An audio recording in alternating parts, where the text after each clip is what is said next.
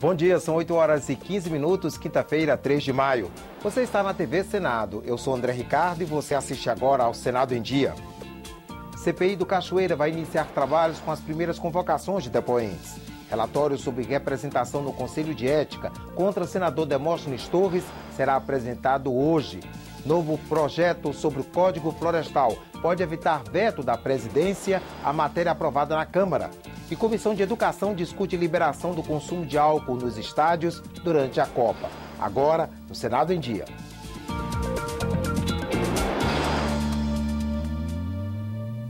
A CPI do Cachoeira recebeu do Supremo Tribunal Federal informações da Operação Vegas. Essa foi uma das investigações da Polícia Federal que revelou o envolvimento do contraventor Carlinhos Cachoeira com políticos, autoridades e empresários.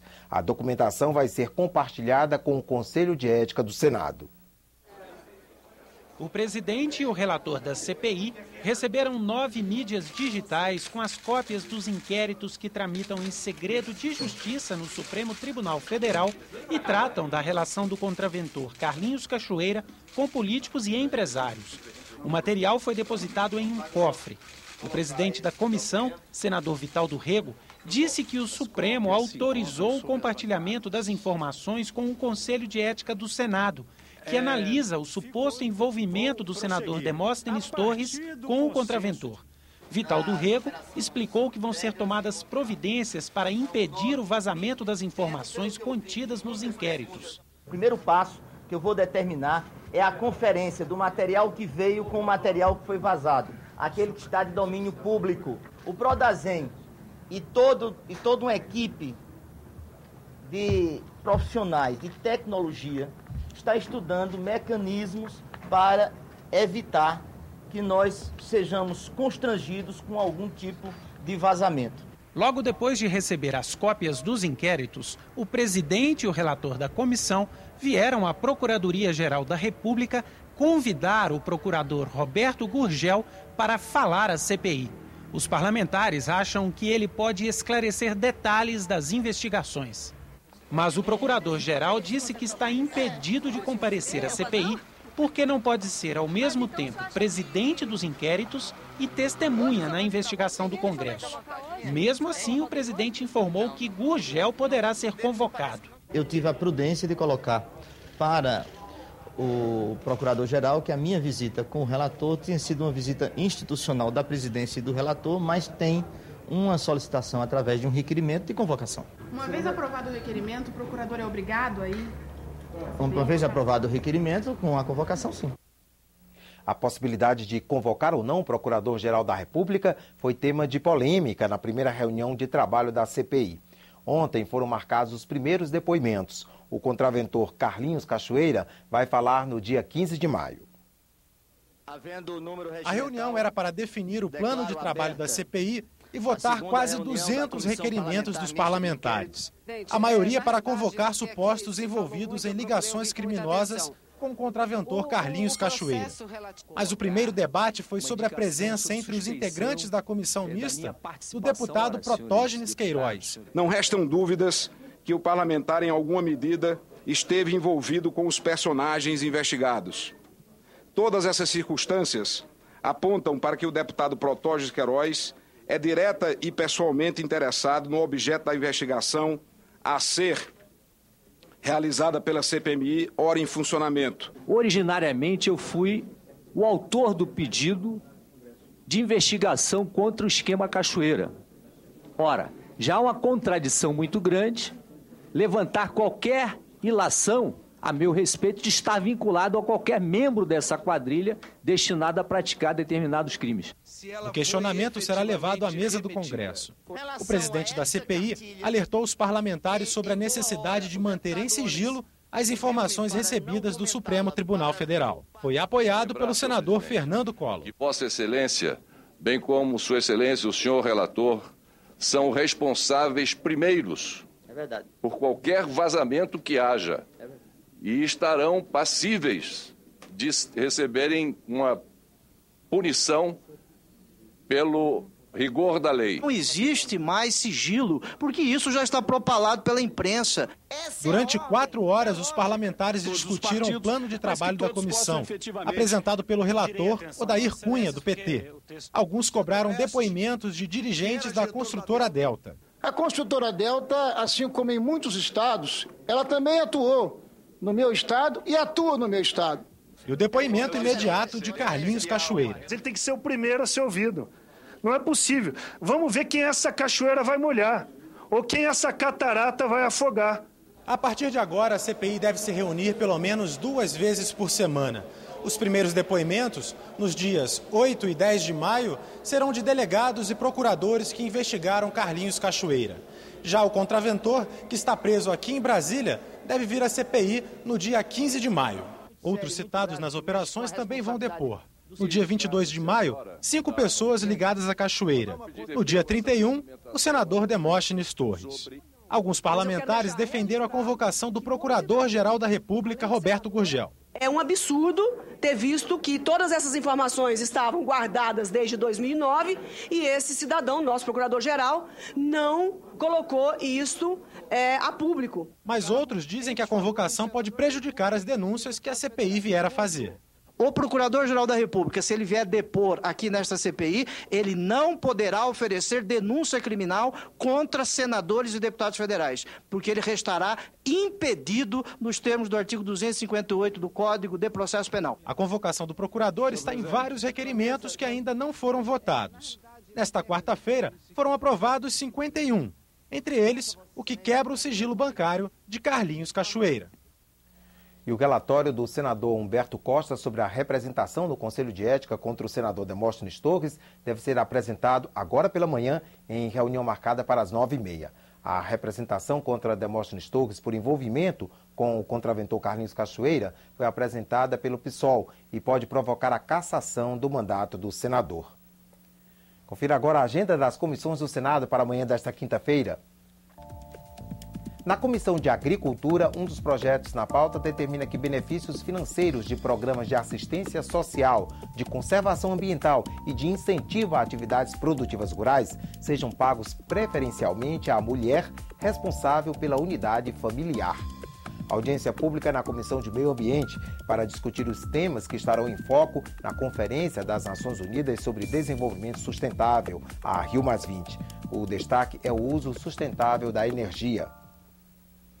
A Comissão de Relações Exteriores e Defesa Nacional se reúne logo mais às 10 horas. Na pauta, a sabatina de embaixadores para representar o Brasil em Botsuana e na Eslováquia. Os senadores também devem votar um pedido de audiência pública para discutir, em conjunto com a Comissão sobre Mudanças Climáticas, os objetivos, o alcance e os resultados da Organização do Tratado de Cooperação Amazônica.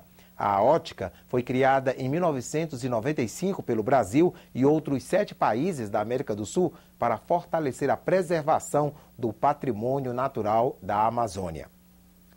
Mais 3 comissões se reúnem na manhã desta quinta-feira. A Comissão de Direitos Humanos faz audiência pública para debater o relatório da 4ª Inspeção Nacional de Direitos Humanos, elaborado em 2011 pelo Conselho Federal de Psicologia. O documento traz o resultado de visitas a 68 locais de internação para usuários de drogas, realizadas por todo o país. A CPI, que investiga o tráfico nacional e internacional de pessoas no Brasil, tem na pauta a análise de requerimentos. E na Comissão de Desenvolvimento Regional, os senadores escolhem o vice-presidente do colegiado. Depois, haverá análise de projetos, entre eles o que cria o Fundo do Entorno do Distrito Federal. O fundo terá o objetivo de prestar assistência financeira aos municípios próximos ao DF. Insatisfeitos com as mudanças no Código Florestal aprovado na Câmara dos Deputados, os relatores da matéria no Senado, Jorge Viana e Luiz Henrique, apresentaram um projeto de lei para recuperar a essência do texto. Os senadores se adiantaram a um possível veto da Presidente da República ao projeto. Garantir que toda a área desmatada ilegalmente seja recomposta. É o objetivo do projeto apresentado pelos senadores Jorge Viana e Luiz Henrique para corrigir o Código Florestal aprovado na Câmara na semana passada. No caso aqui no Senado, nós fizemos um projeto do entendimento, da mediação. Ficou muito claro que o projeto não era meu, nem do senador Luiz Henrique, nem da ministra do Meio Ambiente. Era um projeto para o Brasil, equilibrado, mediado com os ruralistas. Aí os deputados, os ruralistas, fizeram a mediação aqui, aceitaram a mediação e agora na Câmara mudaram tudo. Radicalizaram na proposta, que é muito ruim para o meio ambiente, é péssima para o meio ambiente, mas ela é também muito ruim para os agricultores, porque ela traz a insegurança jurídica, ela estabelece o confronto no Brasil e o distanciamento entre meio ambiente e produção. Entre as mudanças criticadas estão: as pequenas propriedades de até 400 hectares não precisam recuperar áreas desmatadas. Não é necessário reflorestar o leito de rios com mais de 10 metros de largura. Os proprietários que não se inscreverem no Cadastro Ambiental Rural poderão receber crédito agrícola de instituições financeiras. Esse é o grande debate que vem sendo feito desde julho de 2008, quando o presidente Lula baixou um decreto dizendo que todo e qualquer produtor só poderia ter acesso a crédito a financiamento se ele provasse no cartório, na justiça, que ele tem a reserva legal e a área de preservação permanente. O Brasil descobriu que tinha um certo faz de conta, uma lei rígida que uma parte não cumpria. Daí começou esse debate com os radicais ruralistas dizendo não tem que recompor nada de floresta, o que está destruído e desmatado fica valendo, fica legalizado, e por outro lado, uma parcela importante da sociedade, ambientalistas, falando não, tem que recompor a floresta. Para garantir que as áreas desmatadas sejam reflorestadas e que o Brasil cresça de forma sustentável, o novo projeto apresentado no Senado obriga, por exemplo, a recomposição de 15 metros das margens de rios, com até 10 metros de largura, e de 30 a 100 metros para aqueles com mais de 10 metros de largura. Se dá um tratamento diferenciado para aquele que vive no seu sítio, trabalhando, para o agricultor familiar, para o ribeirinho, para o seringueiro. A gente deu um tratamento diferenciado. O caminho tem que ser o do entendimento, da convergência. Na queda de braços, nós não teremos uma boa lei ambiental, uma lei ambiental duradoura. A Câmara dos Deputados aprovou ontem projeto que cria um tipo específico de omissão de socorro. Pelo texto, será incriminado quem se negar a prestar atendimento médico emergencial, independente da não apresentação de garantia financeira, como cheque calção ou nota promissória. A pena prevista é de 3 meses a 1 ano, além de multa. A matéria vem agora para análise do Senado. Outro projeto aprovado pelos deputados prevê a criação de um banco de DNA para auxiliar em investigações de crimes violentos. A matéria vai à sanção da Presidente da República. A Comissão de Educação fez ontem uma audiência pública para debater o projeto da Lei Geral da Copa. O consumo de bebidas alcoólicas nos estádios foi um dos temas mais polêmicos.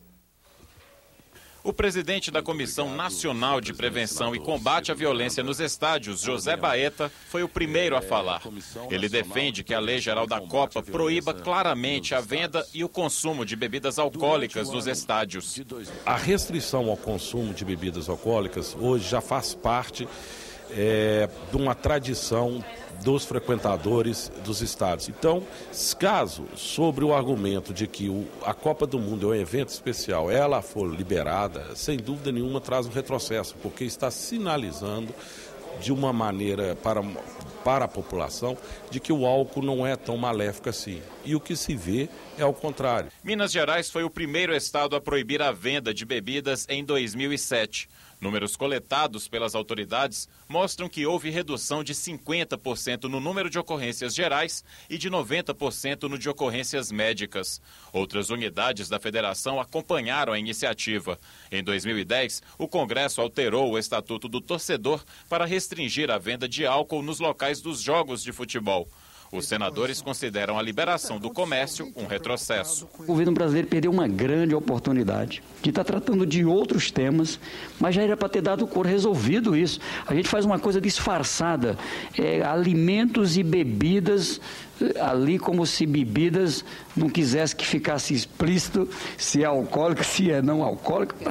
Eu acho que isso foi uma coisa, sinceramente, vergonhosa. Eu acho, presidente, senador Ciro, que deviam ter proibido a venda de bebidas em Zurique, quando decidiram a vinda da Copa para cá. Agora a Copa está aqui. e é um dever de todo brasileiro fazer o máximo para que ela seja um sucesso. O secretário adjunto do Gabinete de Segurança Institucional da Presidência da República, general Rubem Peixoto, falou sobre o esquema de segurança para a Copa do Mundo e a Copa das Confederações. Ele garantiu que o governo já está fazendo operações de inteligência.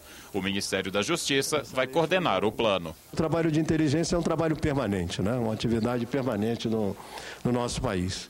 E tudo está sendo preparado, organizado, para que seja um trabalho que atenda à necessidade de segurança dos eventos. Nós teremos um centro de inteligência nacional que estará situado aqui em Brasília, coordenando todas as ações. E teremos também centros de inteligência regionais em cada um dos estados que sediarão os eventos relacionados com o futebol. Aqui ficou muito claro no esclarecimento da dúvida que persistia na elaboração do relatório relativamente ao consumo de bebida alcoólica nos estádios. Esse é o ponto crucial da proposta que foi aprovada pela Câmara e que ficou um texto pouco claro em relação a essa matéria. E a argumentação do procurador foi muito clara, que no contrato do Brasil com a FIFA não houve uma referência expressa sobre isso. E a FIFA em nenhum momento, na palavra do procurador, teve uma imposição sobre que o Brasil deveria abrir os seus estádios ao comércio de bebidas alcoólicas. A Subcomissão Temporária sobre Aviação Civil fez ontem uma audiência pública para debater a aviação experimental voltada para a construção amadora de aeronaves, como os ultraleves. No ranking mundial, o Brasil ocupa o 3º lugar em número de pequenos aviões amadores construídos ou em construção. Santos Dumont construiu com as próprias mãos o 14 bis. É o brasileiro mais famoso de toda a aviação e o pai da chamada aviação experimental ou amadora. De acordo com a Agência Nacional de Aviação Civil, o Brasil tem mais de 4.500 pequenos aviões dessa categoria, equipamentos usados principalmente para esporte e lazer. Os trabalhos desenvolvidos pelos construtores amadores no Brasil proporcionam, além de empregos de todos os níveis, divisas e a obtenção de tecnologia própria sem o pagamento de royalties a outras nações. Alguns convidados reclamaram da legislação da ANAC. Certos tipos de aeronaves só podem ser comercializadas em kits para o comprador montar. Eu não teria coragem de voar num avião montado por mim. Então, quando eu comprei o meu experimental, eu paguei uma empresa para montar para mim a aeronave. Eu queria experimental, porque ela é muito mais barata. Um avião homologado, o preço dele duplica. Estamos tirando a mão da indústria, que está gerando imposto, emprego, e colocando na mão do amador. Fora que os empresários vão passar a buscar outras alternativas, que as alternativas passam a ser importação de aeronaves. Essas regras estão sendo desenvolvidas já faz 3 anos, desde 2008. Desde 2008... a ABU, a Abraex e a Abrafal estavam envolvidas nesse processo. Esse processo de mudança do regulamento foi para a audiência pública. Não houve comentários durante a audiência pública. Então, para a ANAC, estava tudo correndo bem. Na próxima quinta-feira, será apresentado o relatório parcial da subcomissão. O Senado em Dia termina aqui. No decorrer da manhã, você acompanha outras informações nos boletins do Senado Agora.